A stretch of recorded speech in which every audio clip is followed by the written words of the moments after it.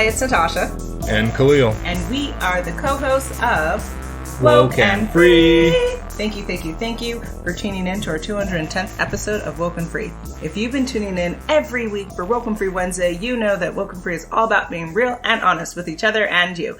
We talk about everything and anything important to us, you, the world, and nothing is off the table. This week, we are discussing a very interesting question, which is, does loving your race make you a radical? But before we dive deep into that subject, a couple of things to cover. First, have you downloaded the episode on WokeNFree.com through the Podbean app? If not, please do, because that's how you show your number one support, and that's how you join the conversation. You gotta have the app to be able to put in your comments. Next, if you cannot download the app for whatever reason, then make sure you go to WokeNFree.com, go to the Listen tab, pick your platform of choice where you want to listen and follow and subscribe to the show at. So we are on iTunes, we're on TuneIn, we're on Stitcher, Google Play, obviously our YouTube channel, SoundCloud, iHeartRadio, Spotify, Pandora. It's a WokeNFree world. Get it together, y'all. Now, of course, we'd also love for you to subscribe to WokeNFree on our homepage via email. All you have to do is submit your email address so that you get weekly notifications of the new episodes. Why? Because you want to be WokeNFree, and so should your friends and family, because you can forward that email. So definitely make sure you do that. Of course, if you're interested in chatting with us on social media, you can find us on Facebook, Instagram, Twitter, YouTube, TikTok, Pinterest, LinkedIn, at WokeNFree. And then, of course, if you have 90 seconds, yes, 90 seconds, we would love for you to review the show. We have lots of 5-star reviews on iTunes. We could have more, guys. We definitely could. So help us out. Go to WokeNFree.com, go to the Listen tab, and make sure you pick your platform of choice where you're going to review the show at. I'm going to kick it to you now, Khalil. All right. Before we start this conversation, we're going to do what we sometimes do, and that's share a little bit about ourselves. Last time we asked, would you rather play strip poker with strangers or truth or dare with your enemies? This week we are asking, would you rather only watch Marvel movies or only watch DC comic movies? So that's a really hard question because I'm a fan of both worlds. However, I mean, if we had to do or die, pick a choice, I would probably go with Marvel. But in an ideal world, I would say that, you'd want to have both. And you?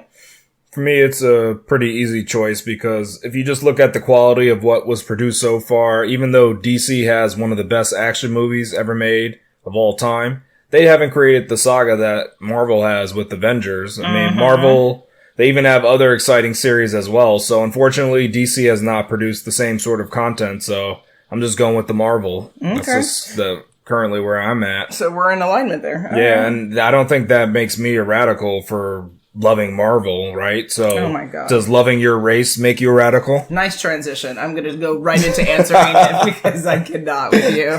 So I stumbled across The Same by Audre Lorde, a Harlem-born poet and civil rights activist that really rings true to my soul. And this quote was found on, I don't know how to say the website name, but I'll spell it out.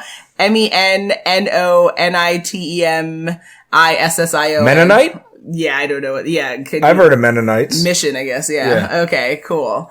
So the quote is as follows. If I didn't define myself for myself, I would be crunched into other people's fantasies for me and eaten alive. And that's a really extreme quote, and it's a really extreme image that comes to mind. But the thing of why I think Audre Lorde said that is because when it comes to identity, especially Black identity in America, if we don't define it for ourselves, then we're forced to live and be subjugated to the ideas and constructs of what Blackness is to others. And usually that's not in alignment with what we want for ourselves, right? So if you don't define yourself, then you will essentially be demolished by what other people perceive you to be. So does loving your race make you a radical? No, because loving your race means you are going to help define your race and promote your race and uplift your race. Now, what becomes an issue is if loving your race makes you harm other races or discriminate against other communities. Absolutely not. But the pure act of loving who you are and the race that you're a part of, no problem on my end. How about you? Yeah, that's good points to make. I think we got to take into account what love of a race means versus just standing up for this perceived race, that thing that we called race, because I think some people go out of their way to put down other so-called races, and that's the wrong part of it, kind of like you were saying.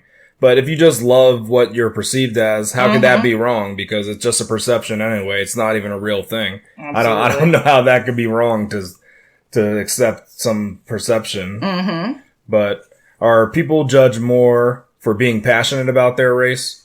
I would absolutely say yes in America, right? We both are born and raised in America, so I can't speak on an international level, but I would say here in America, it seems that like for folks that seem to be more pro-black at least, because again, we can only speak on the black experience, that if you are pro-black in media, sometimes that is seen as radical in nature and like, so for folks who maybe take offense to like the Black Lives Matter movement, right? Things like that. And it's just, to me, I find that very concerning because what I have come to understand about, being pro-black is not anti anything else. Yeah, true. But it's literally, again, loving who you are, as you said, the perception of who we are, because race is a construct in and of itself. So again, we're all just playing this game, right? This is the card that I walk around with. Yeah, it's a human game. Am I going to be happy about the black card that I have? Yes. And is that causing an issue for anyone else? No. If you want to have a different card, then you have a different card. Now, if I go around and take my black card and I say, hey, no, you can't work here because you don't have a black card, or hey, you can't do this, or you can't be with then we start to have issues, right? Because then we have discrimination and we have harm to others. But if that's not happening again, then not an issue. But it does seem, at least in media, that pro-blackness at least is a problem. Yeah, that's definitely true. And I think people are judged more because they're fearful that individuals might start purporting a sort of racial supremacy over another group. I think that's like the biggest thing that people, they get up in arms about, right? Yeah. It's a shaky ground to stand on because, I mean, like you just said and I said, is race is not a real discernible thing. It's just based on what most laymen would call a person. And it really ignores someone's ethnic background. So, I mean, people are passionate about their race, but to me, even that, it's an interesting standpoint to take. It is.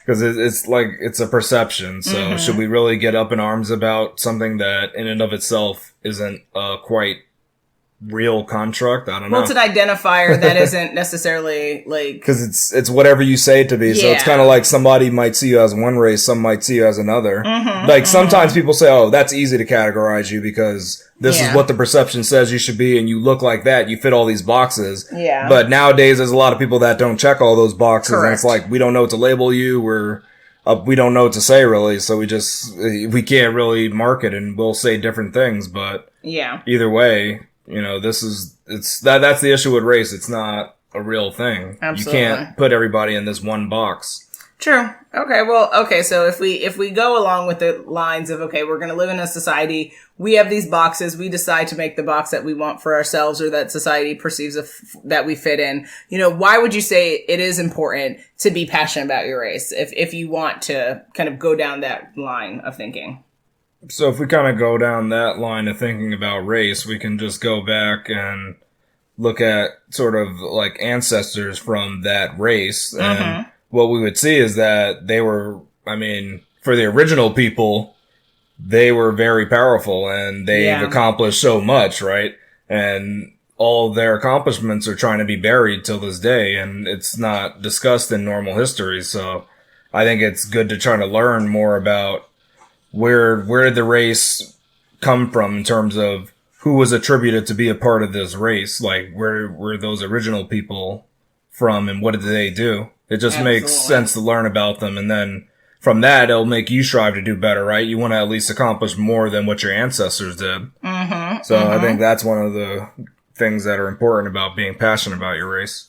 Yeah, so for me, being passionate about being a black person is something that came to me later in life, and not later, in my 50s or something. I'm still a young person, but I would say, when I got to college, I got really into wanting to be actively passionate and actively all about it because I was able to see Black representation, exactly. Our son is speaking too, in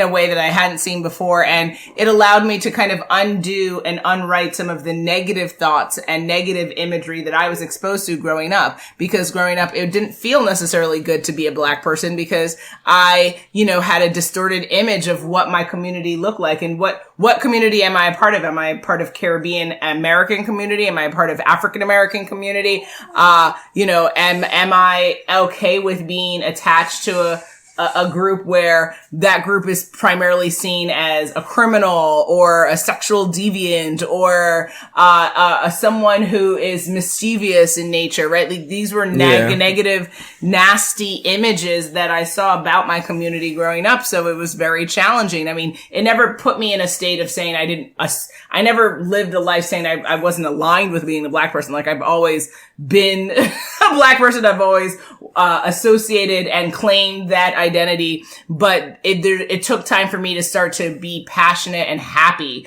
and want to revel and uplift and take the community to a further place. And I was able to do that by being able to expose myself to different types of literature, different types of people within the community. And it's important because to your point, like when you know what you come from, then you can also set expectations and set goals for where you want the community you're a part of to go. So knowing that Black ancestry is quite powerful, the origination of life itself, then it puts the onus on us to see how much further we can take society, how much further we can grow as people and as a community as a whole.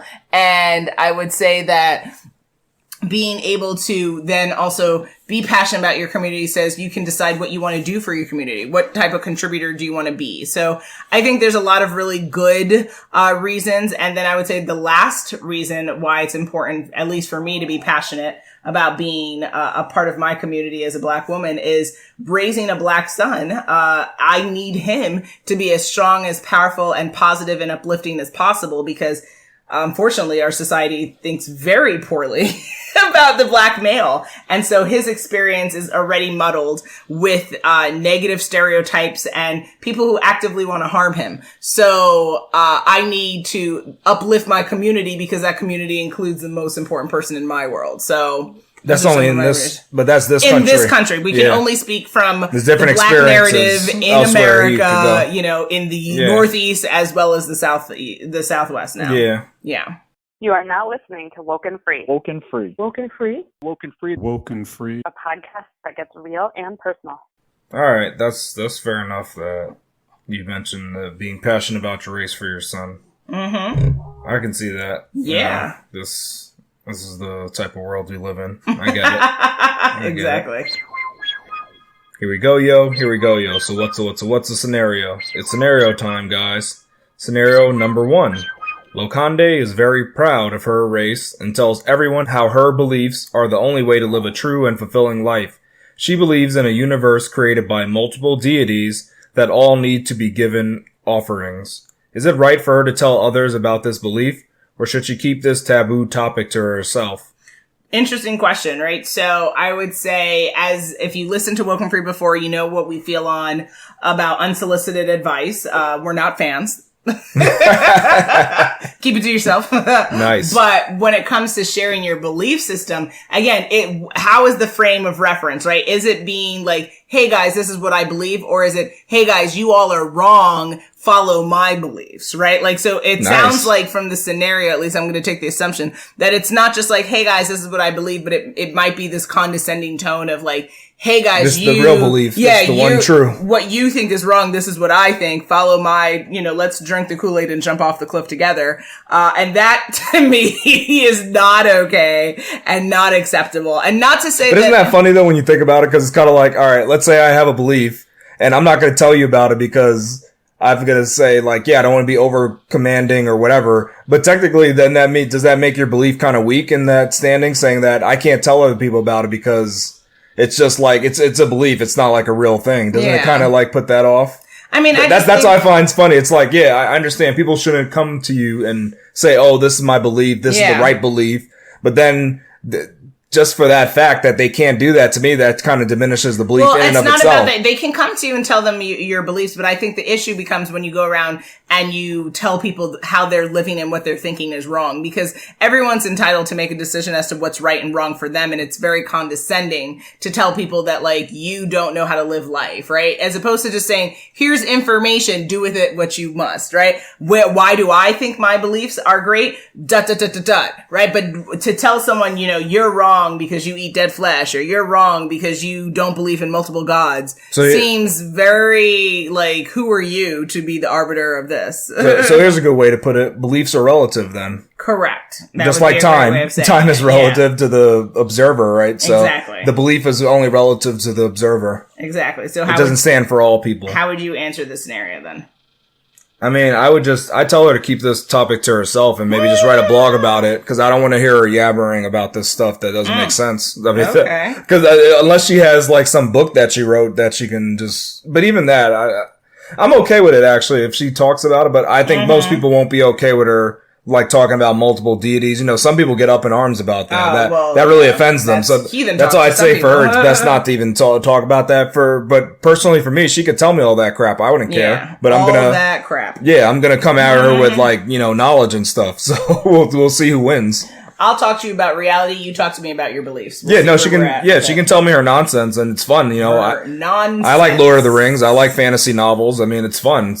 All that stuff is good. Keep this train moving. But yeah, that's all I say. Probably keep it to yourself. Scenario number 2. Shraddha is upset that her business partner of 5 years, Brad, has started talking about which races are better than others and how they are both a part of the best race. Should Shraddha let her partner continue spewing these beliefs, or try to convince Brad that he is wrong in his beliefs? So again, the superiority of races and communities is a part of why this world is so decisive and what's wrong with this place. Because if we were all meant to be part of one race, if we were all meant to be one type of people and one type of personality, then that's how the cookie would have crumbled. But obviously we're meant to have diversity in this world. And so anyone who's spewing the antithesis of that is in the wrong, not because I say so, but just because it's just like, it would be illogical for us to think otherwise. Diversity and difference is what defines the beauty of this world. And, we need to celebrate ourselves, celebrate our communities, but that celebration does not in turn should turn into the diminution and or hatred and or discrimination of others. So I would say, for the sake of their business, definitely if he has certain belief systems, he should find a proper venue and avenue that will allow him to spew that without it disrupting their business and also probably causing potential physical harm or death to either of them, because we do live in a world where your beliefs can cause like physical harm to you. So yeah, that's true. People definitely take things to the next level. Yeah, just based on your words and what you believe is right. Yeah, they'll shoot first and ask questions later. Nice. That's a standpoint to take. Okay. What are your thoughts though? I think she's got to step in here, because I think oftentimes people just say, well, they have a stupid belief. I don't care. Just don't talk to me about it.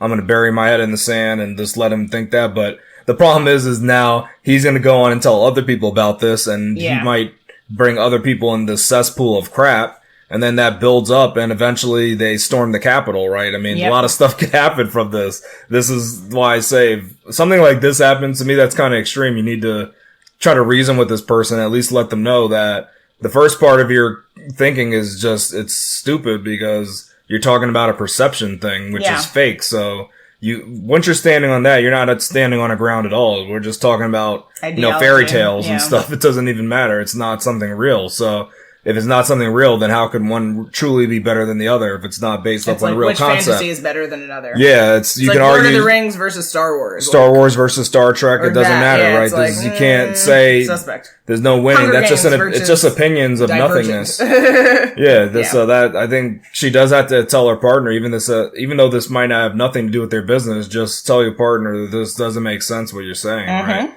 I don't know if you live in medieval times or something, but this is not a real thing. You gotta understand that race is not real. So get that together first, and everybody is the same. We're all humans, right? Correct. We have the same intellectual capacity. It's all the same. Scenario 3.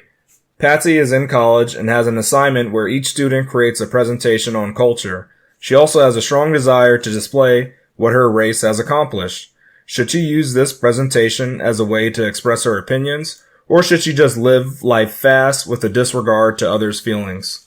So, again, the presentation and or education of, a community that you're a part of and your enthusiasm for it is not at issue as long as it's presented truly from the perspective of, look, I have this perspective on this community. But if you're coming from a place of like, I am showing you my card, whether that be the gender card, the race card, the sexual orientation card, and my card is better than your card, and your card is wrong for X, Y reasons, now we have a problem. So in this presentation, she can take the opportunity to speak highly of her community, but it just cannot be the diminution of other communities. But to be honest, as a professor, a former professor, and a person who's very passionate about education, and, we have a course, guys, our link is in the episode. Make sure you check it out. I would say following instructions are important.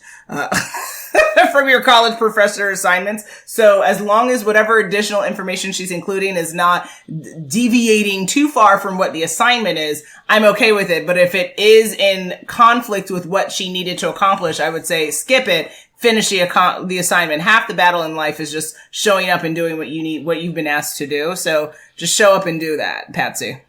All right. Now, this one's interesting to me because the biggest problem I have is that history is written by the people who conquered others. It's not written by people who actually first did the accomplishments. So the problem is, yeah, you can say, oh, this person did that, but technically that might not be true, right? You don't have that on video to say this is the first person that did that. All it was somebody's written word. So yeah. I would just say there needs to be an asterisk when you're saying somebody accomplished this, because technically someone in the background might have done it. Yeah, cause I just hate how people say, oh yeah, this person did this without them. They're too factual. This wouldn't happen. But it's like, wait, you're just doing that based off of what someone wrote. But were you alive back then? You saw that was the only person on the planet that made that discovery. That person made it to the North Pole first and didn't lie and say, it was this other person. Yeah. Who happens to be related to Tahari Henson. So yeah. Awesome. see, we don't know that. That's why I say you got to be careful when you try to say, oh, this person did the accomplishment and I'm going to assign that to this race. And I don't know. You got to be careful with this stuff. So I think she needs to do some sort of prefix that says, this is just kind of like what some people thought.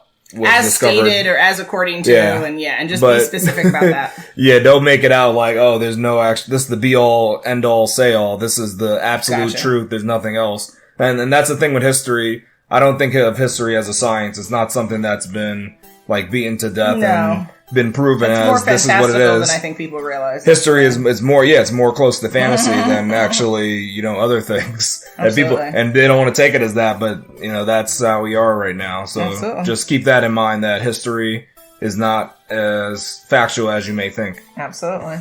Well, look at that, guys. It looks like we're at that time again. It's coming to the end of our 210th episode of WokeNFree. Oof. Good Lord. Good. You did good. Quite the episode discussing a really interesting question, which was, does loving your race make you a radical? Now, what do they have to do? Well, what they should do, and they always do, is come back next week for the new WokeNFree Wednesday episode. And then, of course, they make sure they follow us on social media to follow along with the conversation. And make sure they tune in next week for WokeNFree Wednesday to join the conversation at WokeNFree.com. Absolutely. Now, if you want to be a guest on the show, guys, we had our son. He enjoyed the episode. He hopes you do too. He hopes you come back to hear more, especially if he has things to say, which little one does all the time now. But what do you got to do? If you want to share your story to potentially be a guest, you got to hit us up on our contact us page at WokeNFree.com. That's WokenFree.com. And if you are interested in any type of connections with us on social media, again, always find us on Facebook, Instagram, Twitter, YouTube, TikTok, Pinterest, LinkedIn at WokeNFree, and collaboration sponsorships, contact us page at WokenFree.com.